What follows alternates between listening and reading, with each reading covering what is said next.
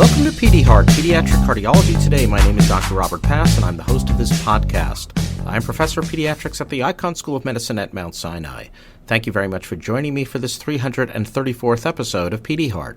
I hope all enjoyed last week's episode on interventional cardiology, in which we spoke with Dr. R. Alan Ligon of Children's Healthcare of Atlanta about a recent report of complications associated with the Altera pre-stent device. For those of you interested in interventional cardiology and transcatheter pulmonary valve replacement, I'd recommend you take a listen to last week's episode 333.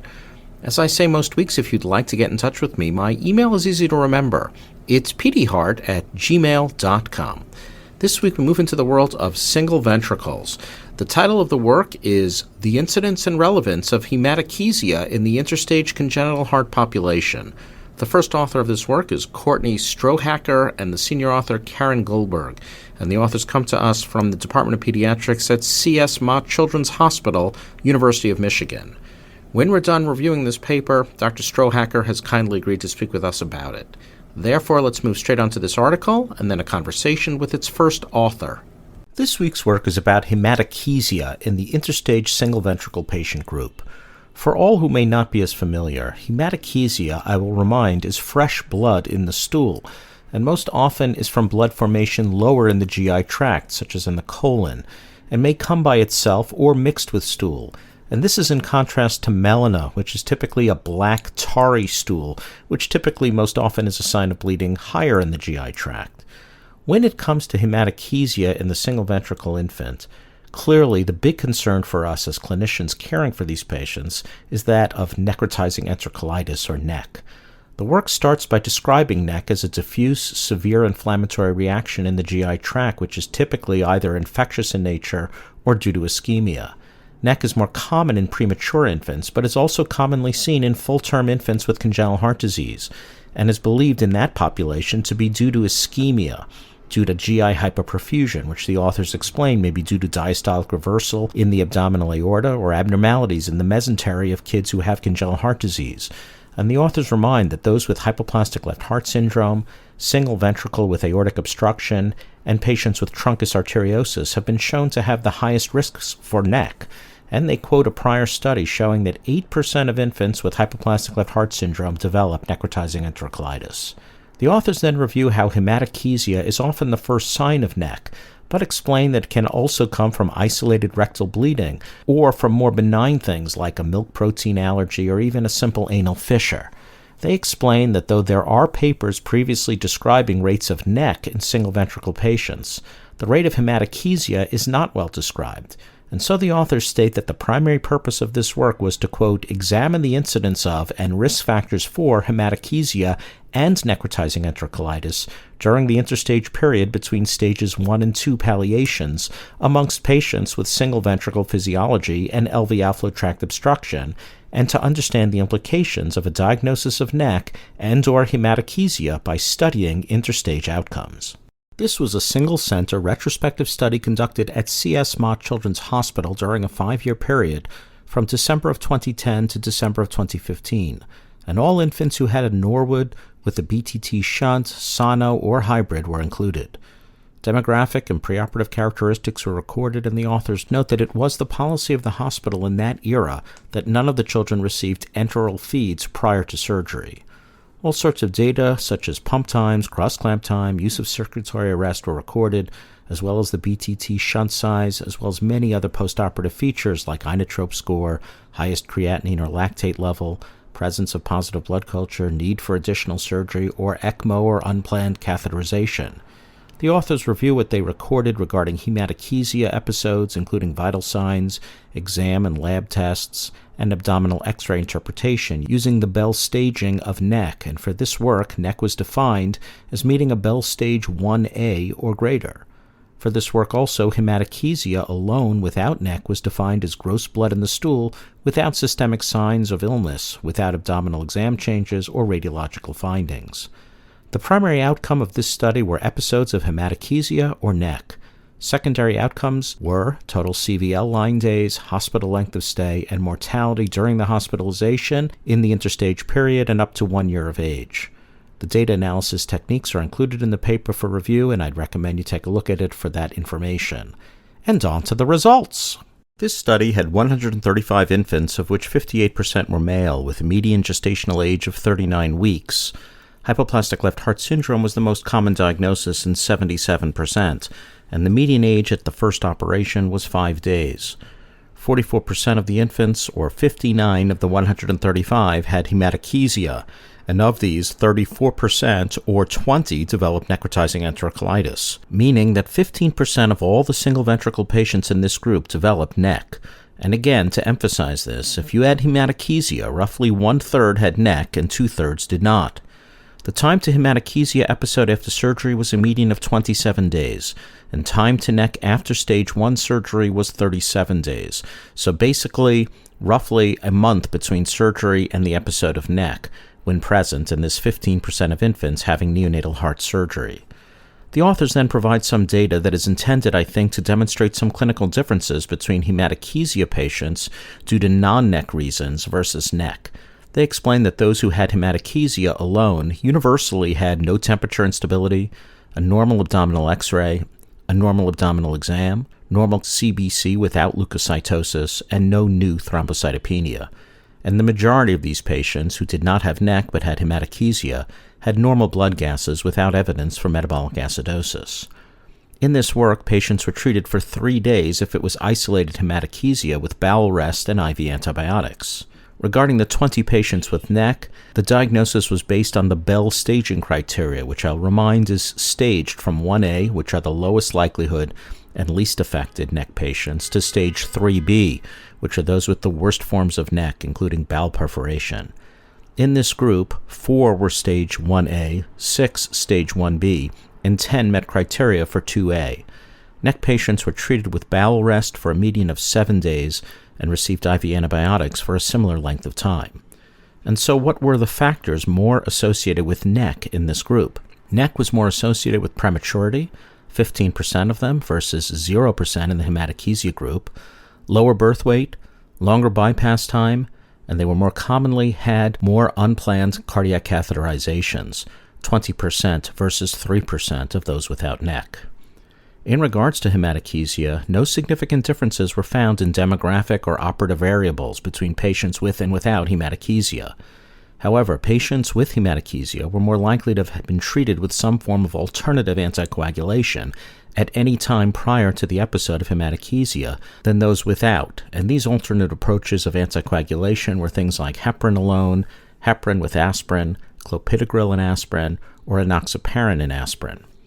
When comparing the hematochezia patients to those without, those with hematochezia were more likely to have more total line days or central lines and a longer initial post-stage 1 hospital length of stay. In their discussion, the authors state, and I quote, "This is the first study to identify the incidence of hematochezia among infants with single ventricle heart disease with aortic arch hypoplasia.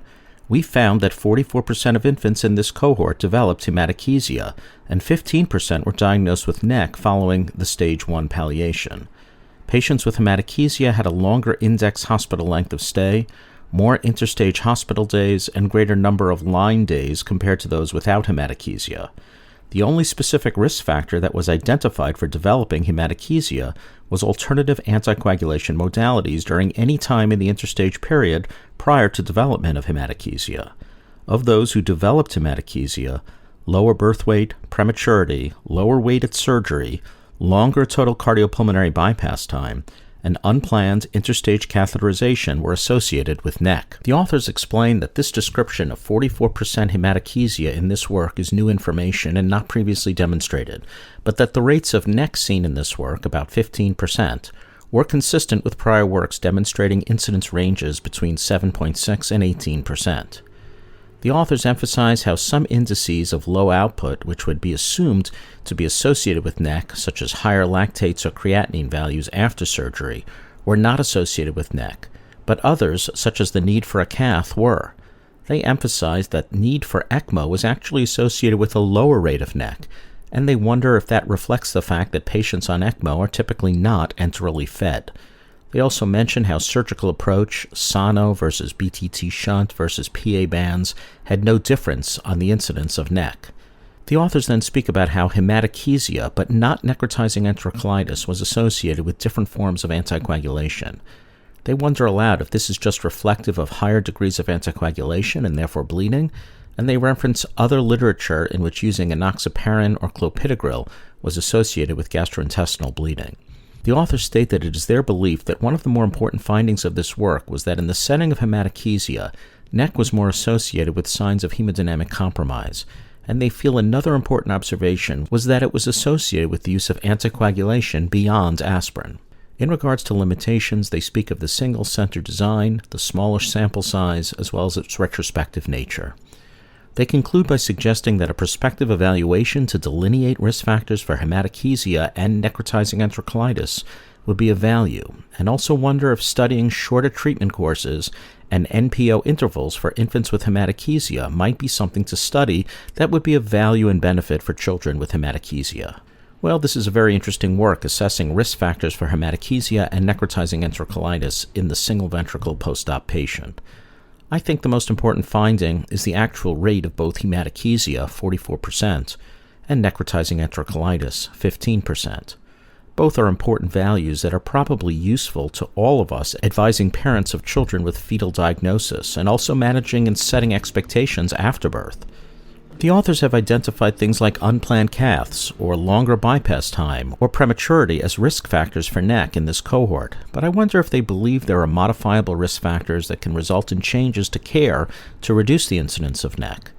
I also wonder why some factors associated with low cardiac output, like higher lactate levels or creatinine levels, were not associated with NEC, but other markers of lower output, such as the need for a cath, were.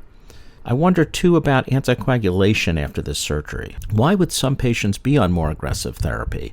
And is there a role to perhaps avoid this? Is there, for example, any evidence that more aggressive anticoagulation after a Norwood is actually of any benefit? Is that even something that could be studied? I think there's a little bit to unpack here, and so in the interest of time, let's move forward to speak with the work's first author. Joining us now to discuss this week's work is Clinical Assistant Professor of Pediatrics and the first author of this work from the University of Michigan, Dr. Courtney Strohacker. Dr. Strohacker is a graduate of the University of Toledo for medical school, followed by residency in pediatrics and fellowship in pediatric cardiology at the University of Michigan C.S. Mott Children's Hospital. She has been a cardiologist at that center for the past decade, and it is a delight to welcome her to the podcast. Welcome, Dr. Strohacker, to Pediheart. I'm here now with Dr. Courtney Strohacker of the University of Michigan. Dr. Strohacker, really appreciate you joining us this week on Pediheart. Yeah, it's really great to be here. Thank you very much. Dr. Strohacker, oftentimes I'll like to ask the author of a work maybe to share with the audience what they believe were 2 or 3 or 4 of the most important observations or findings of their work, according to themselves, which is, of course, the most important because you wrote it. I'm wondering if you could provide those insights to us this week about this work. Yeah. So one of the things that I thought was most impactful from this work and what I was really seeking to figure out was there was really good data already in the literature around the incidence of necrotizing enterocolitis in the single ventricle population. But what we didn't know was the incidence of hematochezia episodes overall. Yeah. And so incidentally, we sort of felt like there was a lot more than what the incidence of NEC was, but we didn't have those numbers. And so I think understanding just how frequent it was important. And so what we found was that 44% of the single ventricle patients in our cohort had an episode of hematochezia, at least one, in their interstage period. Yeah. I was really surprised by that value. It was quite high. Was that your impression going into it? Was it higher than you thought it was going to be? I think it was a little higher than what I thought it was going to be, but when you start to just run these kids are common in our units, but not common in the population overall, right? Yes, sure. So you start to realize that each of them or several of them are coming in at least once over their interstage period for hospitalization, and a lot of times it was for hematochezia. So it then started to make sense and the pieces start to fall together. Sure. Well, your work has demonstrated that differences in anticoagulation strategies were actually associated with a higher chance for hematochezia.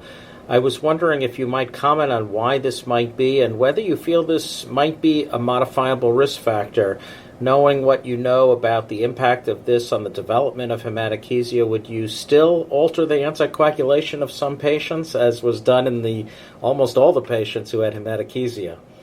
Yes, absolutely. I think this gives us, I think the why behind why that is happening is when you look in the literature, clopidogrel, enoxaparin, they do have GI bleeding as a potential complication. It's rare, but it does happen. And so I think this is a population that maybe what we're seeing is when they're otherwise well, but having hematochezia and they're on alternative anticoagulation strategies, that we have unidentified perirectal bleeding, and that's maybe what we're picking up there. Because this population didn't have a higher association with necrotizing enterocolitis. So it does seem like benign hematochezia alone. In terms of whether or not I would still alter the anticoagulation strategies, I think that for all of the reasons they had altered anticoagulation, we would still need to do it. So needing a stent placed in maybe their RV to PA shunt, or having a DVT. So there's things that we're treating with those alternative strategies I wouldn't forego to prevent them having hematochezia. But what I think it does help us do is use that variable to understand and risk stratify them when they have an episode of hematochezia. So if they look well and have negative workup through X-ray, and also are on alternative anticoagulation, you can feel a little bit more comfortable that it's probably that and not neck. Yeah, well, that's important, I think, because so often when we hear about hematochezia, we all get very frightened in this patient group. So I do think knowing that association, as you just said, is quite important. Dr. Strohacker, in your work, you found that some indices of low cardiac output, such as a higher post-op lactate level or creatinine, or the use of higher amounts of vasoactive agents, interestingly, were not associated with neck, but longer bypass time and a greater number of unplanned caths were. And this seemed to me a little unintuitive, as some of the factors associated with low output were not associated and others might be. Do you think this is just a reflection maybe of the relatively small number of patients that disallowed adequate power to make this analysis, or do you think something else might be at play? I think it's a little multifactorial. So I do think that with single ventricle patients being rare, we, even over many years and in a center that does a lot of this population surgeries, we still didn't have huge numbers to be able to show as much as we wanted to in terms of the risk factors. But what I also think is patients who are in states of lower cardiac output also have then different feeding strategies that are initiated, also have different medication strategies that are utilized. And I wonder if those other factors that we didn't have the power to show would have played out in a larger population. And so I do think it'll be helpful to expand some of this work to multi-center trials where we can really get a larger population and answer some of these questions. I see. Interesting. Very good points all.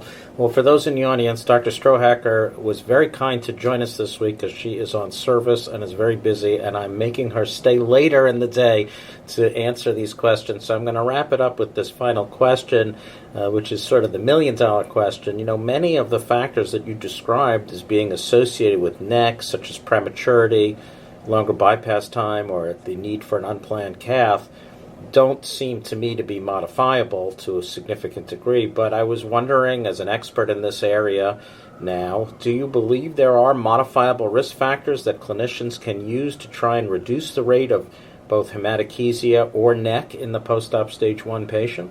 I do think that many of what we've found so far are not modifiable risk factors, unfortunately. But where I think there's the value is the risk stratification, so that for the population that appears to be in the benign hematochezia group, that we can do their rule outs and reinitiate their feeds faster, because we can look at those things like alternative anticoagulation strategies as something that maybe is driving it. Or alternatively, we saw that premature patients with a lower birth weight were more likely to have neck. And so use those different factors to sort of delineate what is our higher risk group that we want to have a longer rule out on, and what is our group that we can do a quick rule out. And that's how we've used that in our own center. This data is to change how we do our workup and rule out for this population. And we're turning them around faster, like 24 hours, not putting central lines in, not starting antibiotics, and then reinitiating their feeds,